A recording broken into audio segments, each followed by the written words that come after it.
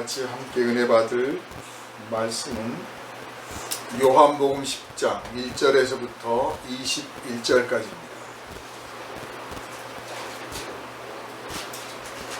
내가 진실로 진실로 너희에게 이르노니 문을 통하여 양의 우리에 들어가지 아니하고 다른 데로 넘어가는 자는 절도며 강도요 문으로 들어가는 이는 양의 목자라. 문지기는 그를 위하여 문을 열고 양은 그의 음성을 듣나니 그가 자기 양의 이름을 각각 불러 인도하여 내느니라. 자기 양을 다 내놓은 후에 앞서가면 양들이 그의 음성을 아는 고로 따라오되 타인의 음성은 알지 못하는 고로 타인을 따르지 아니하고 도리어 도망하느니라. 예수께서 이 비유로 그들에게 말씀하셨으나 그들은 그가 하신 말씀이 무엇인지 알지 못하니라.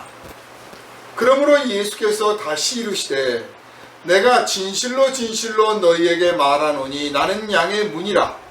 나보다 먼저 온 자는 다 절도요 강도니 양들이 듣지 아니하였느니라. 내가 문이니 누구든지 나로 말미암아 들어가면 구원을 받고 또는 들어가며 나오며 꼴을 얻으리라. 도둑이 오는 것은 도둑질하고 죽이고 멸망시키려는 것뿐이요 내가 온 것은 양으로 생명을 얻게 하고 더 풍성히 얻게 하려는 것이라. 나는 선한 목자라. 선한 목자는 양들을 위하여 목숨을 버리거니와 싹구는 목자가 아니요 양도 제 양이 아니라.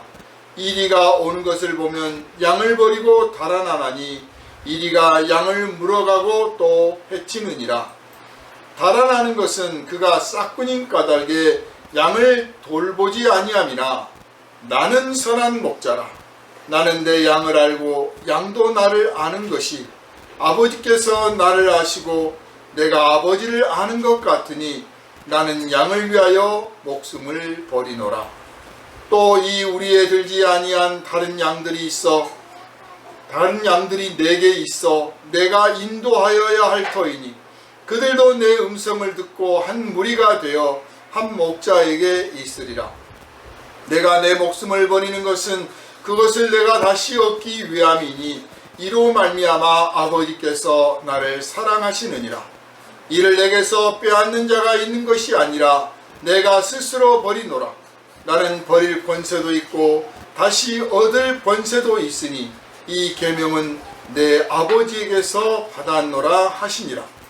이 말씀으로 말미암아 유대인 중에 다시 분쟁이 일어나니 그 중에 많은 사람이 말하되 그가 귀신 들려 미쳤거늘 어찌하여 그 말을 듣느냐 하며 어떤 사람은 말하되 이 말은 귀신 들린 자의 말이 아니라 귀신이 맹인의 눈을 뜨게 할 수 있느냐 하더라. 아멘. 이 시간은 선한 목자 우리 주 예수라는 제목으로 함께 은혜를 나누겠습니다. 기도합니다.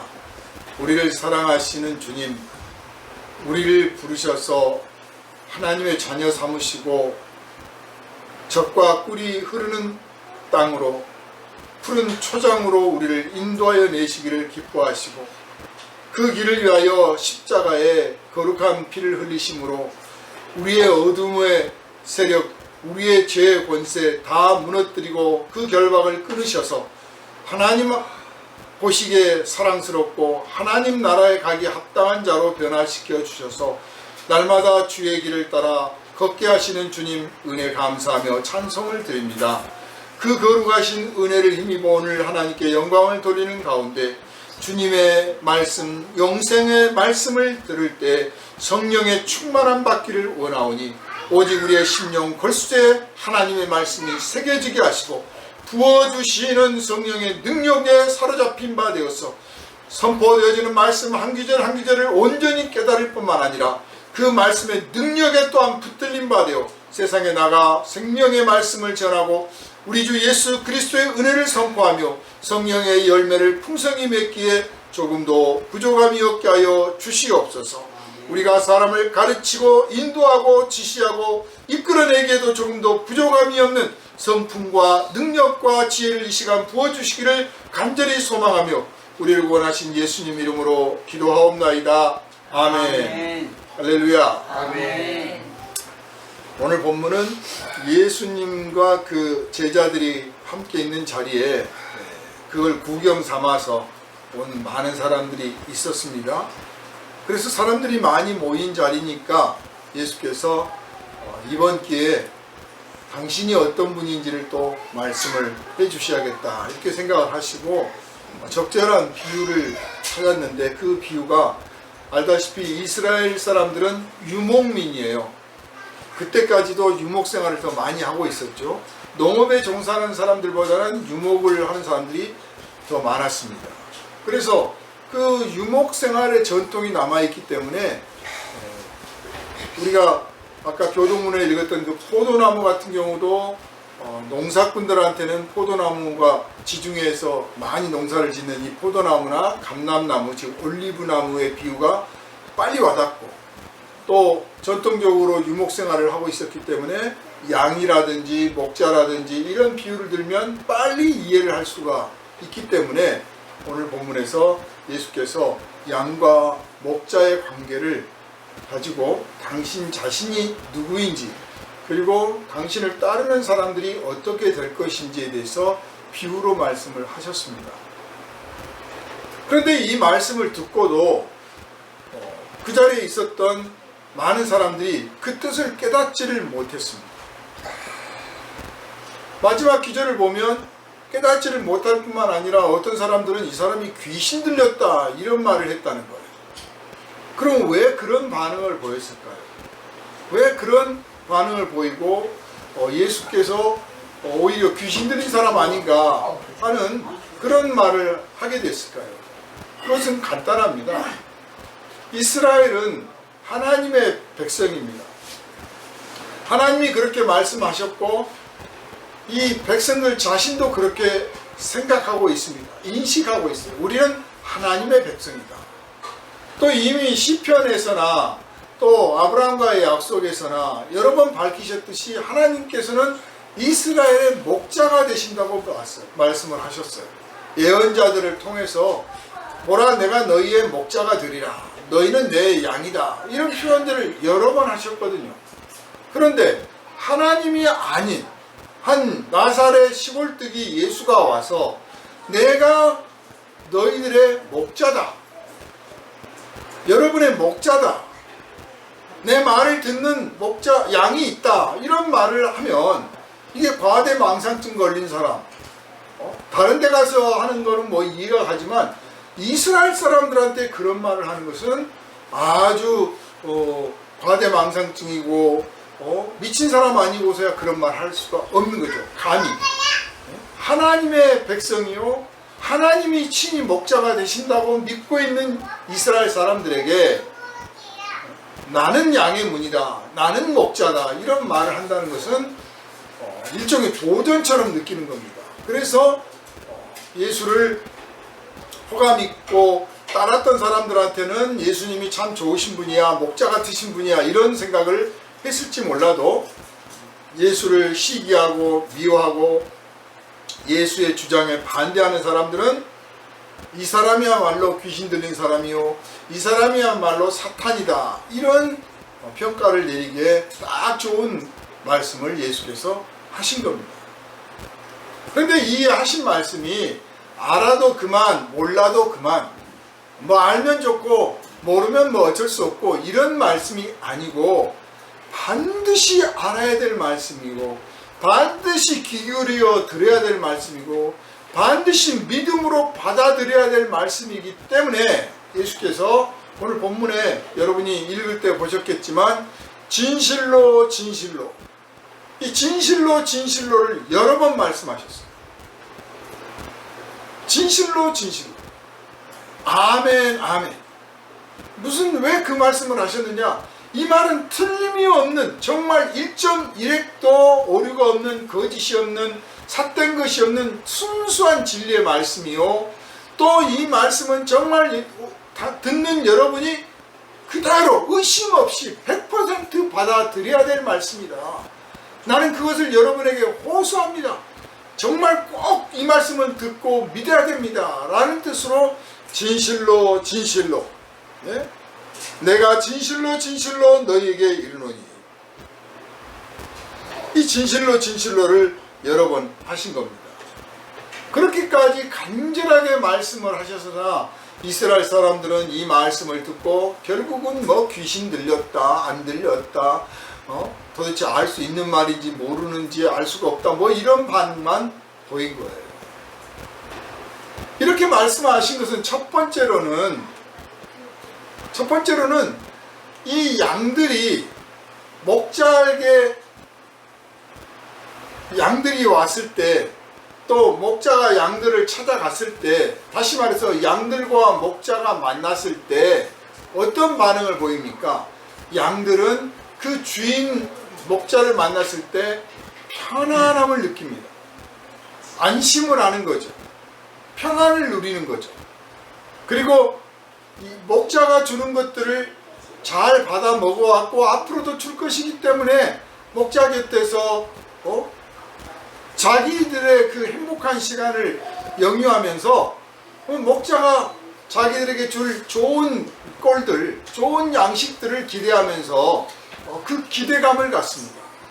그리고 그 기대감이 있기 때문에 목자가 이제 푸른 초장으로 인도에 낼 때 군말 않고 불평 않고 지체 없이 아주 정정걸음으로 절절절절절 목자를 따라서 그 초장을 향해서 가는 것입니다. 이건 우리가 뭐 동영상으로 많이 볼 수 있죠.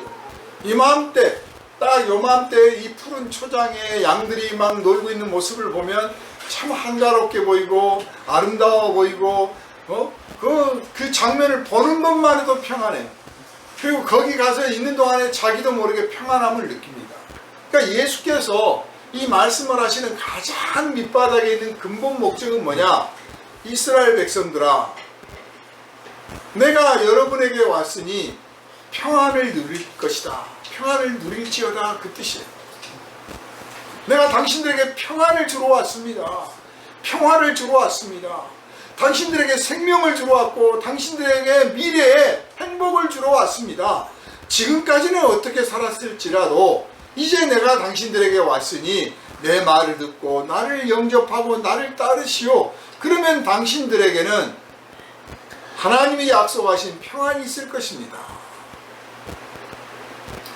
이 말씀을 하신 두 번째는 그 뜻이 그겁니다. 이스라엘 백성들이 애굽에서 나올 때 알다시피 그 이스라엘을 이끄는 목자로서 모세가 이끌고 갔어요.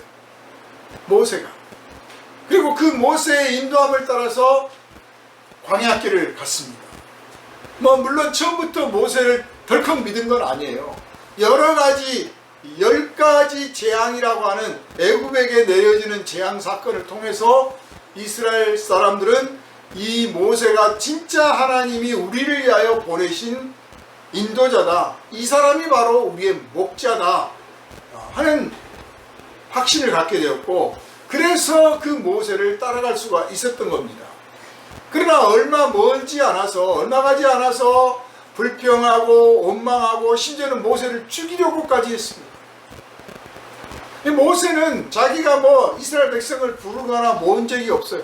하나님께서 다 모아놓은 사람들을 이끌고 갔던 거예요. 그러나 모세의 마음은 이 백성을 하나님이 약속하신 그 땅, 이 백성들이 그동안에 당했던 노예 같은 생활을 완전히 벗어나서 정말 한 나라의 자유인으로서 하나님이 주신 그 복을 그대로 누릴 수 있는 그런 약속의 땅에 들어가서 그런 삶을 살 수 있기를 바랬고, 그 삶을 위해서 자기가 무슨 희생을 치르더라도 반드시 거기까지 인도해 내기를 소망했습니다. 그래서 모세의 인도함을 따라서 그 광야길을 통과했던 거예요. 물론 홍해바다를 건너고 광야를 통과하는 동안에 이스라엘 백성들은 참 무섭고 두려웠습니다. 그리고 마침내 약속의 땅을 바라보고 있는데 모세는 정작 못 들어갑니다. 그래서 나는 못 들어가지만 이제 두 번째 목자, 또 하나의 목자를 내가 여러분에게 소개할 것인데 그 목자를 따라 들어가라. 그렇게 해서 이제 그 그 대를 이은 목자로서 여호수아가 등장하고 여호수아를 따라서 약속의 땅에 들어갔습니다. 이게 우리가 알고 있는 출애굽기 내용입니다. 이 백성들은, 이스라엘 백성들은 어려서부터 이 이야기를 아주 수천 번도 더 들었고, 그리고 구전으로 전해오는 그 토라를 정말 어려서부터 다 배우고, 심지어는 그 중에서 아주 절절절절 다 외우는 사람들이 있을 만큼 아주 그 내용을 바삭하게 알기 때문에 예수께서 말씀하시는 이 목자라는 개념에 있어서 반감을 느꼈던 이유가 자기를 모세처럼 비유하고 있는 게 아닌가, 자기를 여호수아하고 지금 대등하게 여기고 있는 건 아닌가 하는 것 때문에 화를 낸 거란 말이에요. 또 반대로 말하면 예수께서는 바로 내가 모세요, 바로 내가 여호수아다, 그 뜻이에요.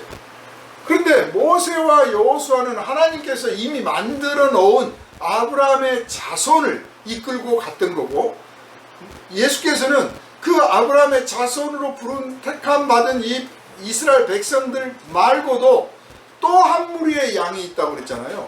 또 한 무리의 양, 즉 이방인들, 바로 우리 같은 유대인의 혈통으로 태어나지 않은, 그러나 하나님의 백성으로 약속받은 우리들을 또 부르셔서 그들과 함께 하나님께서 원하시는, 그리고 하나님께서 약속하시고 명령하시는 그 젖과 꿀이 흐르는 땅으로 인도해 내리라고 하는, 내가 바로 그런 목자다, 그런 뜻으로 지금 이해를 시키기 위해서 말씀을 하신 거예요.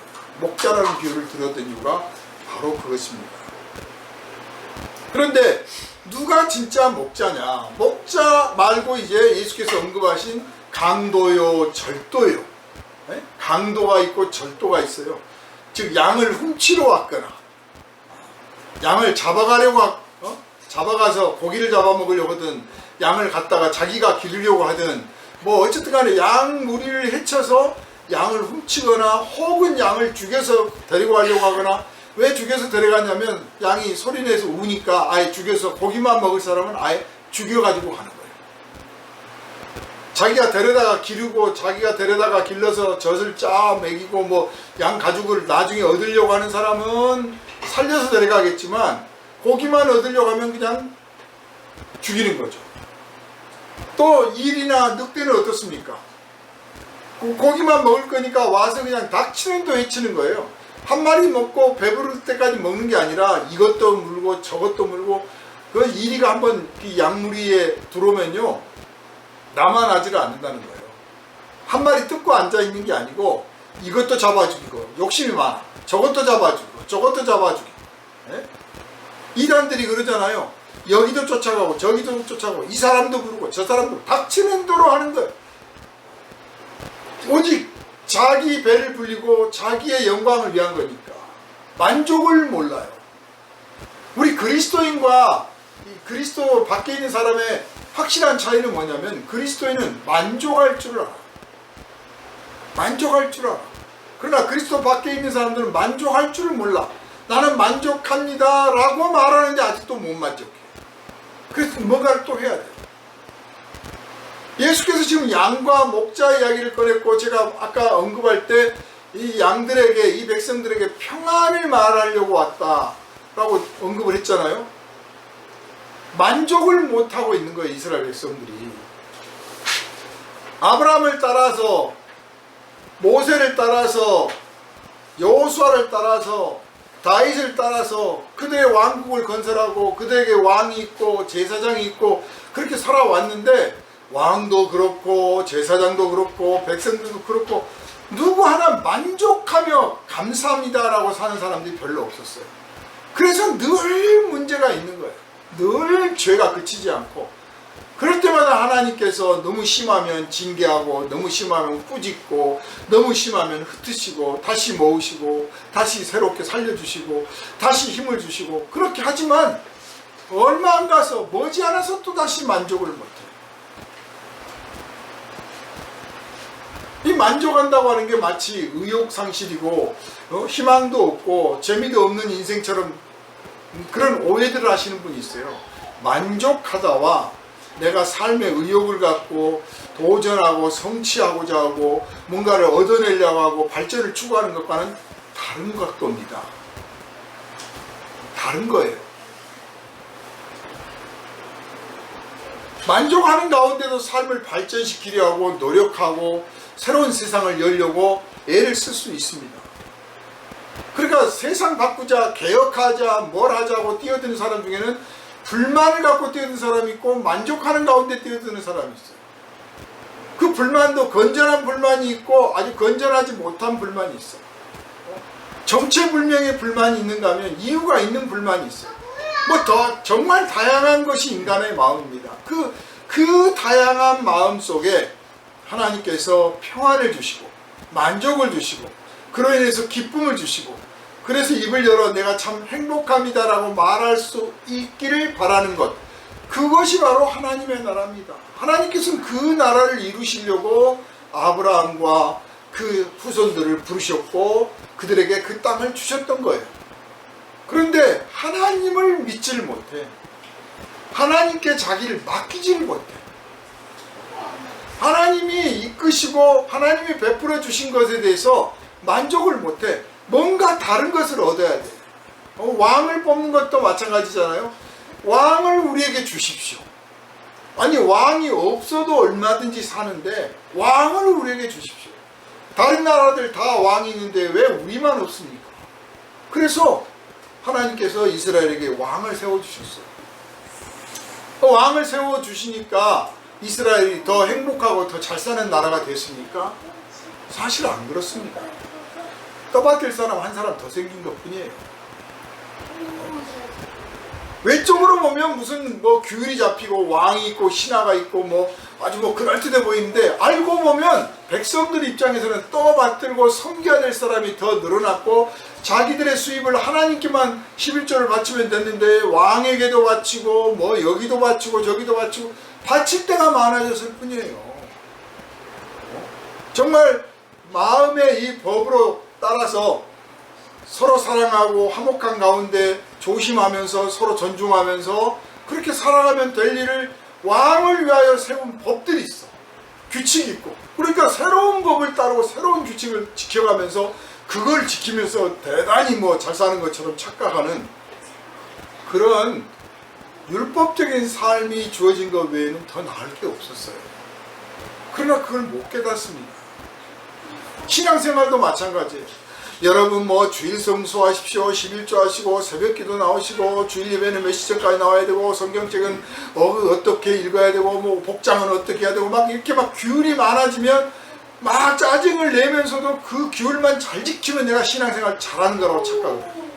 그리고 조금 익숙해지면 그런 규율이 없는 교회는 이상한 교회예요. 그건 제대로 신앙생활 안 하는 것 같은 거예요.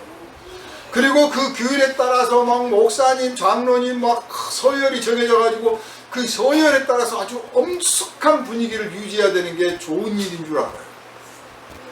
그러나 우리는 다 같이 예수 그리스도 안에서 다 같은 양입니다.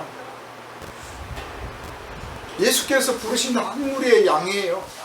그 양 중에서 좀 앞서가는 양, 고참 양, 선임 양, 경험이 좀 더 많은 양, 좀 더 또 건강한 양, 좀 더 약한 양, 그런 정도 차이밖에 없는 것이고, 특별히 주님께서 목자로서 목회자로서 이끌고 가라고 하는 지시사항을 받은 사람은 그나마 그런 어떤 직분을 좀 감당하는, 사실 그게 모르는 사람이 볼 때는 대단한 특혜를 누린 것 같지만 알고 보면 굉장히 부담스러운 짐을 지고 가는 거예요. 일을 맡겼으니까 그 일에 대한 평가를 받는 거고, 잘해봤자 본전이에요. 당연히 해야 될 일이니까. 종에게 심부름을 시켰는데 그 종이 심부름을 잘했다고 해서 상을 주는 주인이 있느냐? 잘 마치면 그래 수고했다 그만하면 끝이잖아요. 목회자가 알고 보면 그런 거예요. 그런데 요즘 세상은 목회자가 무슨 대단한 특권인 줄 알고 뻐기고 의시되고 권세 부리고 그걸로 대접받고 추앙을 받고 심지어는 왕노릇까지 하는 이상한 가짜 목자들이 얼마나 많은지 모릅니다. 사이비 2단 다 보세요.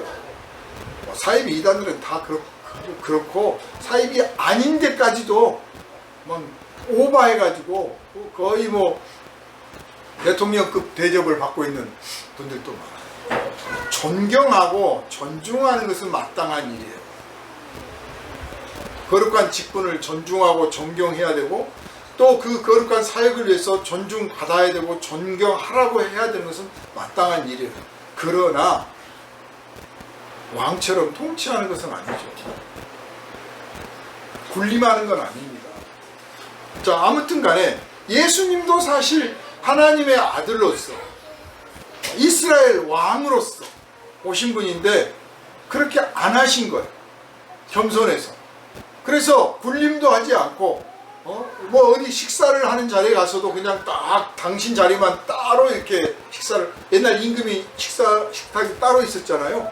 조폭 두목들이 식사를 따로 한대요. 조개들하고 같이 앉는데. 왜? 나는 급이 달라 그거죠. 그렇게 임금들 따로 하잖아요. 대기업 회장들 식사 혼자 따로 해요. 그렇게 안 한다는 거예요. 예수님은 제자들과 같이 식사하시고 같이 잠자고 같은 잠자리에 주무시고 같이 걷고 옷도 같은 옷, 거의 비슷한 옷 입고 특별한 게 없었어. 예수님에게 병 고침을 받고 은혜를 받은 사람들이 한둘입니까?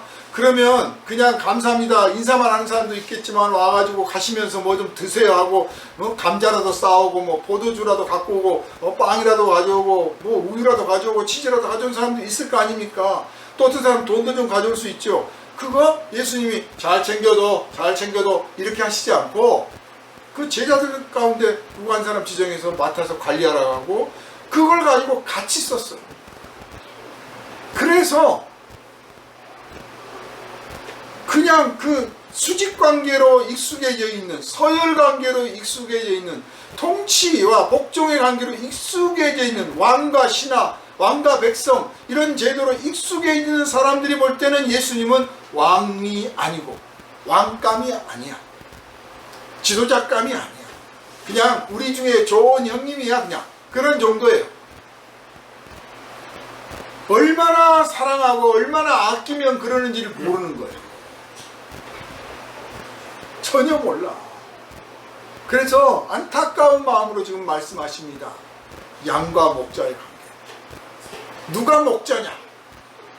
예수께서 지금 양과 목자 그리고 도둑, 강도와 절도, 또 뭐 싹군 목자 이런 막 표현들을 쓰셨는데 이건 지금 뭘 말씀하려고 하는 겁니까? 무엇을 중심에 두고 있습니까? 관계죠. 관계. 여기서 예수님과 우리의 관계, 우리와 예수님과의 관계를 잘 발견하시고 그리고 새롭게 찾아내는 게 아니라 이미 그렇게 되어 있다는 사실을 깨달으시고 그 관계 안에서 주님께서 허락하시고 여러분에게 주신, 이미 주시고 앞으로 또 주실 그 무한한 평안을 실컷 누리시기를 주님의 이름으로 축원합니다. 이 양과 목자의 관계는 신뢰 관계예요. 사랑의 관계입니다. 하나님과 이스라엘 백성의 관계는 사랑의 관계예요. 하나님께서 이스라엘 백성을 사랑하심으로 관계가 형성이 된 거예요. 그러므로 이스라엘 백성들도 하나님을 사랑하면 되는 거예요.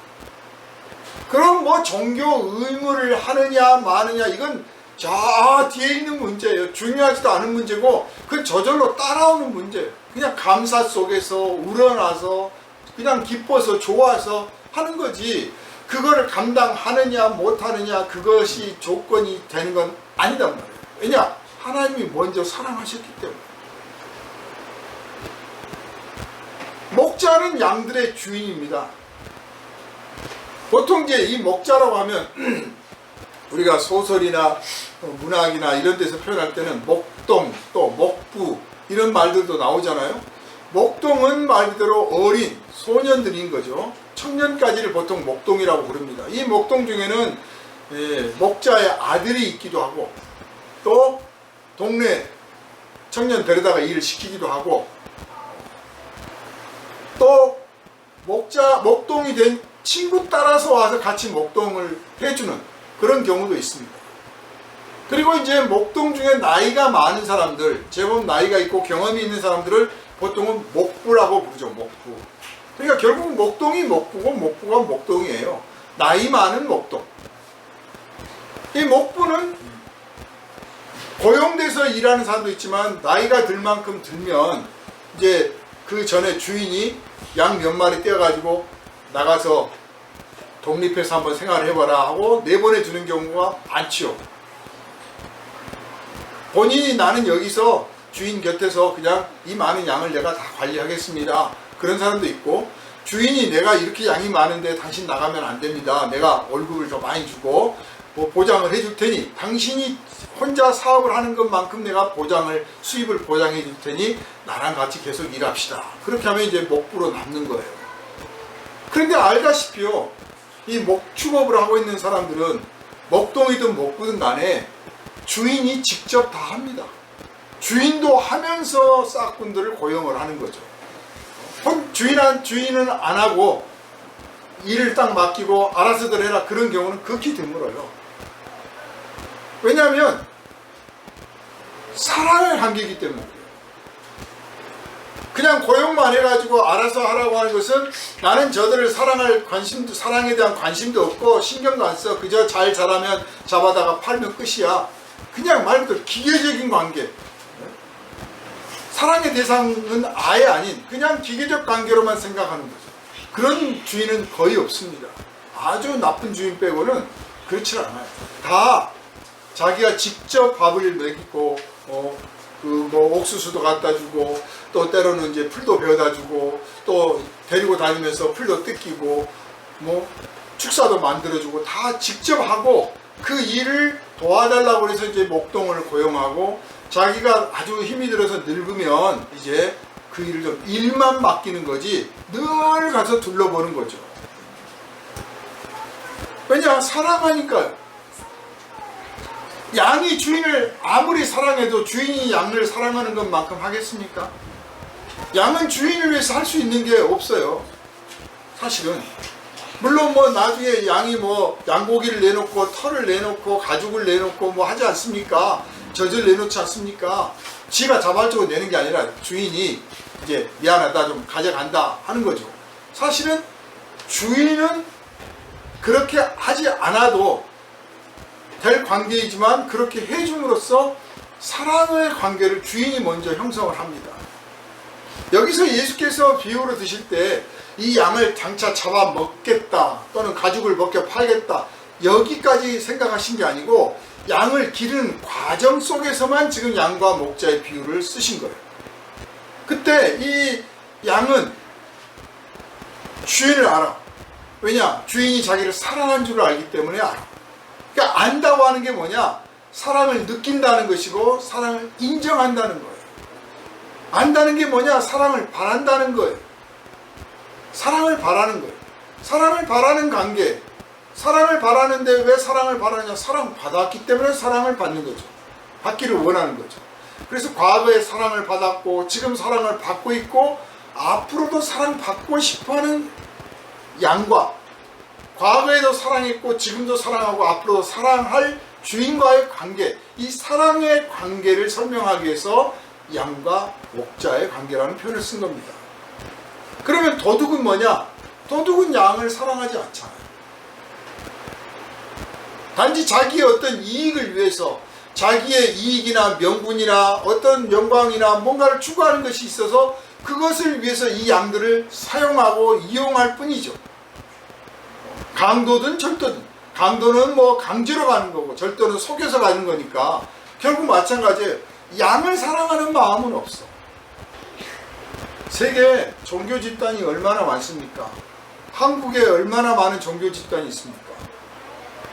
뭐 다른 종교는 빼고 기독교라고 하는 기독교인이라고 하는 인구수가 지금 650만 정도라고 예측이 돼요. 아마 더 줄었을 거라고 생각이 드는데 이 650만 명이라고 하는 중에 또 종교학에서는 그냥 기독교 이름만 붙으면 다 기독교인이거든요. 시천지도 기독교고 JMS도 기독교예요. 종교 통계 분류에서 다 기독교인으로 보는 거예요. 그러나 사실은 엉터리죠.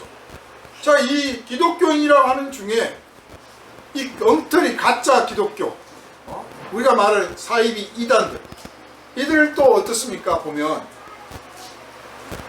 그 교주급 되는 자칭 교주든 아니든 간에 그 리더들이 또는 그 리더 밑에 있는 그 통치하는 그룹들을 보면 양들을 먹이고 입히고 양들을 살린다는 데는 생각이 없어요. 관심이 없어요. 어떻게 하면 걷어갈까요? 어떻게 하면 뺏어갈까요?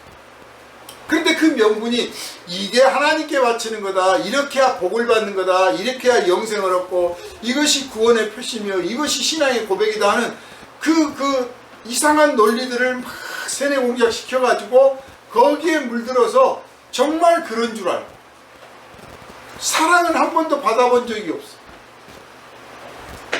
뭘 한 번 제대로 받아본 적이 없어. 준 것 없어. 갖다 바치기만 해. 그런데도 저분이 진짜 우리의 목자요, 그리스도요, 참 하나님의 아들이요, 그렇게 믿고들 있어요. 그래서 예수께서 얼마나 답답하시면 이 말씀을 하셨겠습니까? 강도나 절도다 그 말이에요. 뺏으러 온 자들의 양을 해치러 왔고 양을 뺏으러 온 거야. 그런데 양들은 몰라. 그걸 구별을 못해. 그 위기의 상황에서 이분이 진짜 우리의 목자구나 하고 그 목자의 음성을 알아듣고 나오는 양들은 진짜 그 주의 양이에요. 어떻게 그런 일이 가능하느냐? 양들을 태어날 때요, 아까 제가 목자가 그 양들의 주인이 늘 함께 한다고 그랬잖아요. 제일 관심 있는 분야가 어디냐면 양이 탄생할 때입니다. 양 탄생할 때 양 주인들은 당연히 가서 잘 낳는지 못 낳는지 지켜보고 그 양이 그 출산을 잘할 수 있도록 도와주죠. 그렇게 해서 양이 보통 그러잖아요. 짐승들이 태어나가지고 제일 먼저 이렇게 냄새를 맡으면 거기를 어미로 알고 따른다고. 그 어미가 이제 양을 새끼를 핥아주죠. 그걸 옆에서 지켜봐줘요. 그리고 이제 또 손을 거들어서 탯줄도 치워주고 주인이 이렇게 해줍니다. 목동들이 도와주는 거예요. 그러면 그 냄새, 그 손길을 이 양들이 기억을 해요. 어려서부터. 그래서 어미 양이 어미 양인 줄 알고 있고, 그리고 목동이 두 번째로 자기에게 관심을 보이고 잘해주는 어떤 대상이라는 걸 기억을 해요. 그러니까 젖 짤 때 그냥 와가지고 졸졸졸 줄 서서 가만히 대기하고 있잖아요. 정말 신기합니다. 어떻게 불러가지고 호루라기로 부르든 딱 부르면 아주 줄 맞춰서 딱 가만히 가서 들어가서 서 있어. 그거 젖 짜주면 가만히 있어요. 그거 가? 그러면 딱 가. 털 깎을 때는 조금 무섭잖아요. 겁나. 그러니까 막 안 가려고 막 바들바들 치는데 일단 딱 칼이 들어오면 가만히 있어. 또 잠잠합니다. 그럼 이제 그 가죽을 죽이려고 할 때 잡아먹으려고 할 때 있잖아요. 그럴 때도 그쯤 된 양들은 이제 주인하고 오랜 관계가 이미 형성이 돼 있어. 그래가지고 내가 죽는구나 하고 도망을 가는 게 아니라 그래요. 죽이려면 죽이세요. 아무렇지 않게 옵니다. 그렇게 올 수 있는 이유가 어미가 어려서 젖 먹여서 기를 때 이 목동들이 가서 같이 거들어주고 보살펴주고 위기 때마다 해주고 쓰다듬어주고 늘 해왔기 때문에 이 신뢰가 쌓여 있는 거예요. 그러니까 예수님의 말씀의 핵심 포인트는 이거예요. 신뢰. 그런데 이 신뢰가 이미 형성되어 있다는 거예요. 이미 이스라엘 백성에게 왔는데 내가 양의 문이요 내가 양의 목자다. 그런데 내 음성을 듣고 따라올 사람들이 있다. 이미 있다는 거예요. 어떤 사람들일까요? 뭐 신천지가 말한 14만 4천이 아닙니다. 새로 막 무지하게 공부해가지고 성경 공부해서 되는 14만 4천이 아니고 마음속에 하나님에 대한 소망을 품고 하나님의 나라를 열망하면서 그리스도께서 오시기를 기다렸던 사람들이 있었던 거예요. 그 마음, 하나님을 기다리는 마음, 하나님의 나라를 기다리는 마음, 하나님의 은혜를 기다리는 마음, 하나님의 사랑을 기다리고 믿는 그 마음, 그걸 믿음이라고 말하는데 이 믿음을 가진 것, 이것이 바로 이미 하나님께서 우리에게 주신 하나님의 약속보예요. 그래서 그리스도께서 오시면 그냥 저절로 알아보고 저절로 따르는 거예요. 저도 기억이 있습니다만은 많은 분들이 이제 처음 예수 믿기로 하고 그 예배당에 왔을 때, 기도 모임에 왔을 때, 예배 자리에 참석하러 왔을 때 그냥 자기도 모르게 막 눈물을 흘리면서 막 울잖아요. 그게 모르는 사람들은 그걸 보고 왜 그럴지 그래요. 어떤 아이가 자기 아빠한테 가가지고 엄마가요 교회 가가지고요 막 울어요. 그러니까 교회 가서 울었다고? 절대 가지마. 왜 울고 짜고 그런 데 가냐고. 못 가게. 아니 그게 아니고 그게 아니고 그냥 나도 모르게 눈물 났어. 아 그러니까 가지 마라고. 이해를 못하는 거야. 왜 눈물이 나느냐.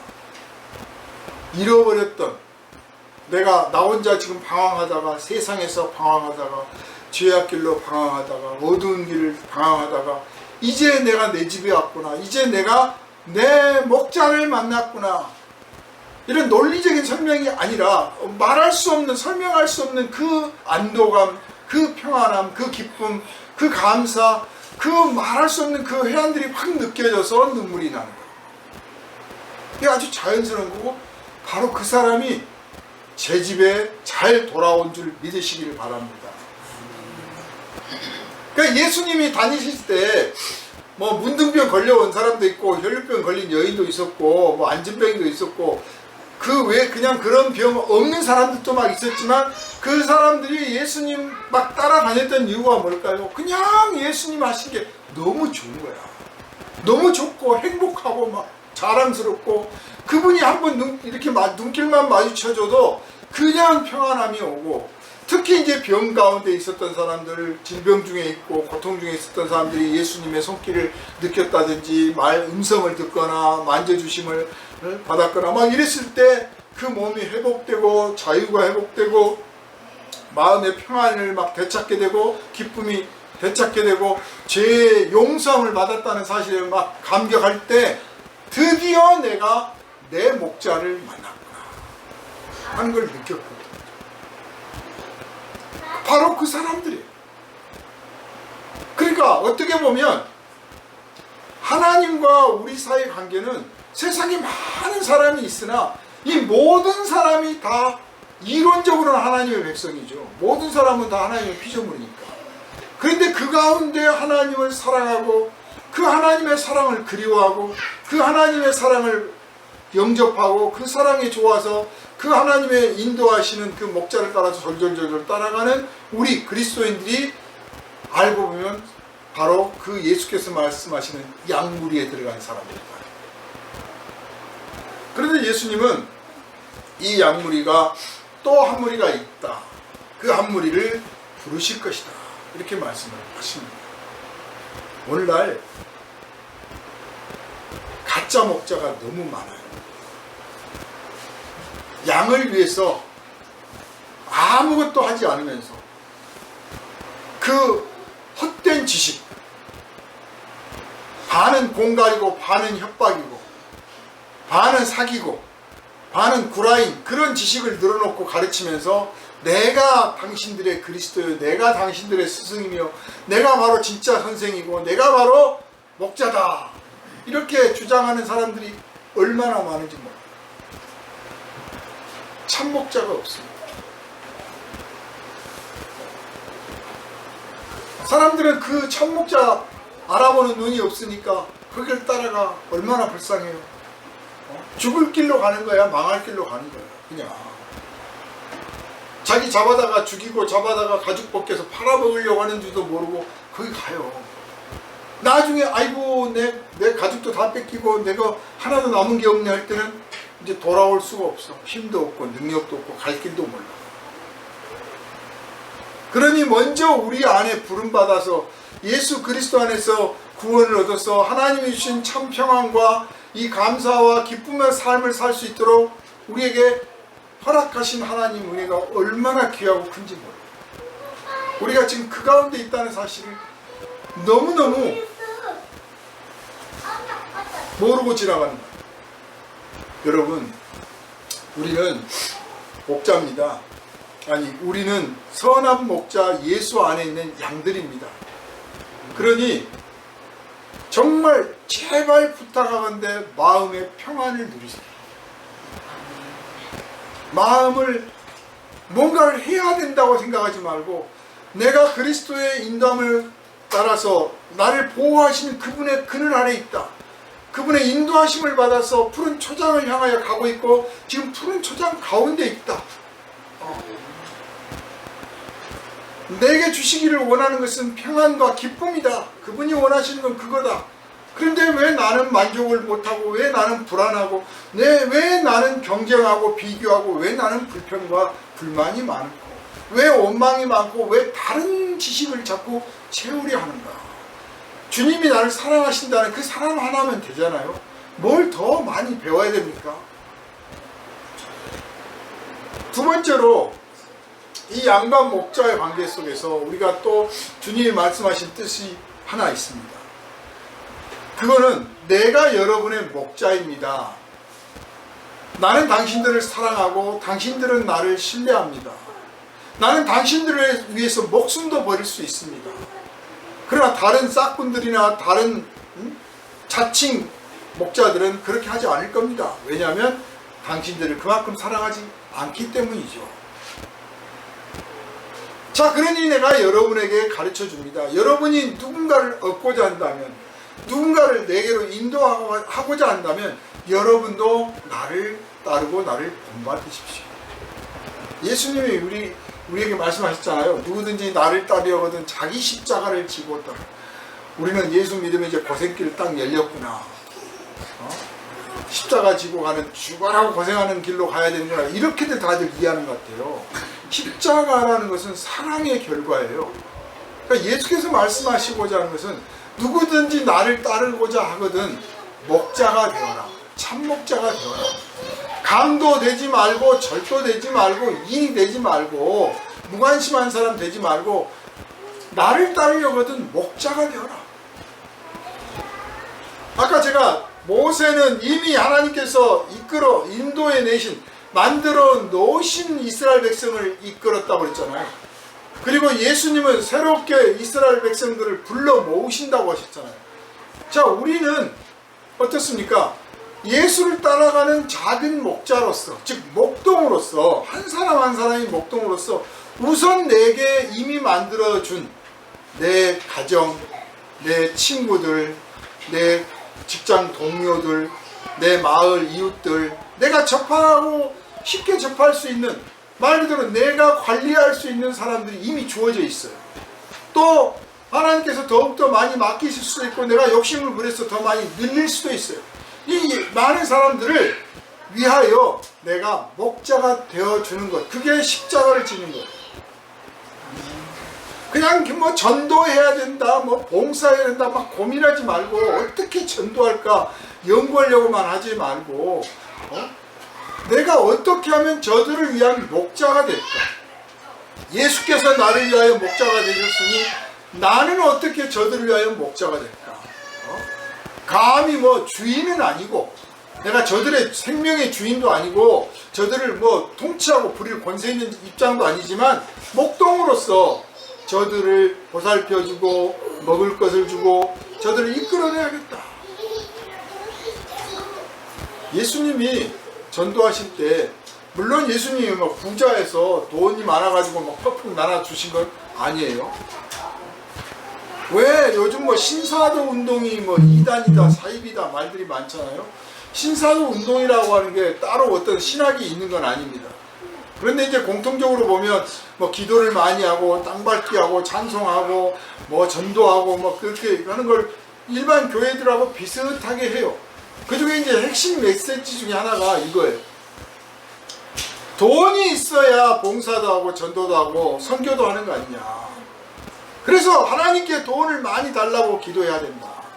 하나님의 은혜와 능력을 받아서 돈 많은 부자가 되어야 된다. 하나님은 그걸 원하신다. 자, 그러니 우리 열심히 기도하고 열심히 돈 모아가지고 돈 부자 돼서 봉사도 하고 전도도 하고 기도도 하자. 이 감리교 신앙하고 비슷한 것처럼 보이지만 사실 또 전혀 달라요. 감리교에서 가르치는 할 수 있는 한 많이 벌어라고 말은 부자들한 뜻은 아니에요. 할 수 있는 한 많이 벌으라고 그랬지 부자가 되라는 뜻은 아니에요. 그리고 할 수 있는 한 많이 저축하라고 그랬어요. 자기 먹고 쓰는데 다 쓰지 말고 저축을 많이 해라. 그리고 할 수 있는 한 많이 베풀어라 그랬단 말이에요. 근데 신사도에서는 부자 되는 것을 목적으로 해요. 그래 돈이 있어야 봉사도 하고 전도도 한다는 거예요. 근데 예수님은 돈 갖고 있나요? 예수님은 그렇게 안 하셨습니다. 여러분 사랑을 돈 갖고 합니까?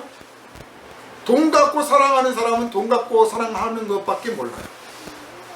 그러나 우리가 예수 안에서 배워야 될 것은 돈 없이 사랑하는 법을 배워야 해요. 돈 없이 사랑하는 것. 정말 돈 없이 살아가는데 가장 하다못해 나는 전화할 돈도 없고 커피 한 잔 사줄 돈도 없고 가서 반갑다고 인사를 하러 가야 되는데 대중교통 이용할 교통비 조차도 없습니다. 자 그런 경우는 그냥 그 자리에서 기도하세요. 그 사람을 위해서. 기도할 수 있어 돈 안 들어. 그러나 우리가 하는 사랑의 행위들은 돈 없이 할 수 있는 돈 있어서 돈 가지고 좀 하면 조금 더 치장이 될 수 있지만 돈 없어도 본질적으로 할 수 있는 사랑을 우리는 할 수 있습니다. 왜냐하면 예수께서 그렇게 하셨어요. 병든 자를 고치실 때 기도해 주심으로 고쳤어요. 죄 지은 사람을 용서할 때 무슨 배상금을 받고 용서해 주신 게 아니라 그냥 용서를 선언함으로써 용서해 주셨습니다. 그렇게 하는 거예요. 그렇게. 그게 우리에게 주님께서 바라시는 거예요. 내가 여러분의 목자가 되어서 여러분은 내 양이 되어서 나를 따르고 내가 여러분을 평안하게 지켜주고 먹여줍니다. 그러므로 여러분이 나를 따르려거든 여러분도 작은 목동이 되십시오. 그래서 여러분 주변에 있는 사람들을 사랑하십시오. 보살펴 주십시오. 모든 슬픈 일과 기쁜 일에 같이 하십시오. 그 자리에 있어 주십시오. 좋은 일에는 우리가 이런저런 이유가 되고 핑계를 대서 안 갈 수 있어요. 물론 가주면 더 좋죠. 좋은 일에 기쁜 일에. 그런데 슬픈 일에는 정말 꼭 가줘야 돼. 아픈 일에 꼭 가줘야 돼. 그 곁에 있어주는 것, 그것이 우리가 해주는 사랑의 기본이에요. 기본. 뭘 갖다가 주고 뭐 입히고 먹이고 하는 거 아니라도 그냥 곁에 있어주기만 해도 나는 너에게 뭘 줄 게 없다. 그냥 네 곁에 있어줄게. 그냥 네 얼굴 보고 너를 위해서 기도해줄게. 그런 소탈한 겸손한 그런 말들을 우리 그리스도인들의 입에서 나올 수 있어야 됩니다. 그런데 오늘날 우리 그리스도인들이 어떻습니까? 그런 소탈한 방식이 아니라 뭘 줘야 되고 뭘 해줘야 되고 뭘 만져줘야 되고 만들어줘야 되고 그렇게 해야 진짜 사랑이라고 생각합니다. 너무 물질 중심적이죠. 양과 목자의 관계는 기본적으로 사랑의 관계입니다. 보살핌의 관계요, 신뢰의 관계입니다. 이것을 형성할 때 진짜 전도가 되고요. 이것을 형성할 때 진짜 교회가 되는 거예요. 우리 교회가 서로 신뢰하고 서로 믿어주고 아껴주고 보살펴주고 걱정해주고 그래서 음성만 듣고도 이분이 오늘 기분이 좋구나 나쁘구나 이용해 먹으려고 한 게 아니라 서울 강남 대형 교회들 가면 사람들 많아요. 그 중에는 거기서 누구 장로 누구 집사 만나서 사업적으로 도움받으려고 그들을 좀 그 사회적 뭐를 좀 이용하려고 하는 거 그런 사람들이 얼마나 많은지 몰라요. 다는 아니지만 얼마든지 그런 사람이 있어요. 그러나 그런 관계가 아닌 그냥 서로 사랑하고 아끼고 보살펴주는 부족할 것 없는 사랑 해주는 관계, 이게 진짜 교회의 모습입니다. 예수께서 이 말씀을 하셨는데 이스라엘 사람들은 이 말을 듣고 예수가 귀신 들렸다고 합니다. 왜냐? 예수가 자칭 모세, 자칭 여호수아가 된 것은 아닌가 이렇게 하는 거죠. 참 못 알아듣는 거죠. 왜냐? 예수를 사랑하지 않기 때문에. 예수를 믿는다는 것, 하나님을 믿는다는 것은 사랑한다는 거예요. 알아서 믿는 게 아니라 믿기 때문에 아는 거예요. 성경을 많이 읽고 연구해서 예수가 누군지를 알고 그래서 믿게 되는 게 아니라 예수를 믿음으로 받아들였더니 이제 하나씩 하나씩 깨달아 알아가는 거예요. 사랑하는 여러분, 이 시대에 이론만 아주 난무하는 그런 가짜 교회가 많고, 양들을 수탈하고 빼앗고 괴롭히는데 자기가 진짜 그리스도라고 주장하는 가짜 목자도 너무나 많고, 특히 한국 땅에 이런 사이비가 너무나 많아서 정말 눈을 뜨고 볼 수 없을 만큼 가짜 교회가 많아졌습니다. 이제는 어느 교회 다닌다고 하면 이 사람이 진짠가 가짠가 할 정도로 이웃집에 온 손님 뭐 간첩인가 살펴보자 할 만큼 돼버린 것 같아요. 어떤 신학 교수님이 그런 말씀을 하셨어요. 한국 교회는 4분의 1이 이단이다.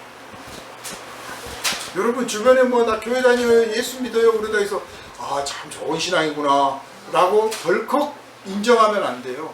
사랑하고 격려해주고 믿음 가져서 고맙다, 같이 예수 믿으니 참 좋다, 잘 가보자 까지는 좋지만, 어느 날 나랑 같이 우리 교회 한번 가보자, 나랑 같이 우리 성경 공부 가보자 그러면 따라가지 마세요. 가짜가 너무 많다니까요.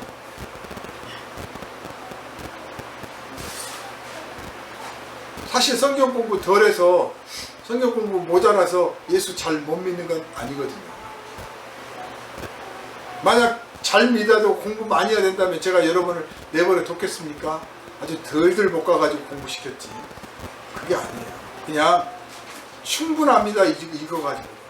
그러니까 옆에 뭐 예수 잘 믿고 있다고 하면 우리 교회 가자고 할 필요도 없고, 우리 교회 가서 같이 공부 좀 하자, 어디 선생님 좋은 데 있는데 따라가자 할 그런 말에 귀 기울일 필요도 없어요. 가면 다 강도요 절도요.